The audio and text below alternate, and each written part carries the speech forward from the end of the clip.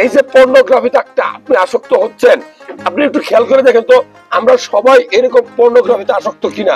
একটু চোখ বন্ধ করলে কিন্তু দেখবো যে হ্যাঁ, রাত 10টায় ঘুমানোর কথা, 10:30টায় ঘুমানোর কথা, আমার কোনো কাজ নাই, আমার খাওয়ার শেষ, আমার ঘরেও কেউ নাই, আমাকে কেউ ডাকে না, কিন্তু আমি মোবাইল ছবি দেখতে আছি, ভিডিও দেখতে আছি, এইভাবেই রাত 1টা 2টা 3টা বাজে।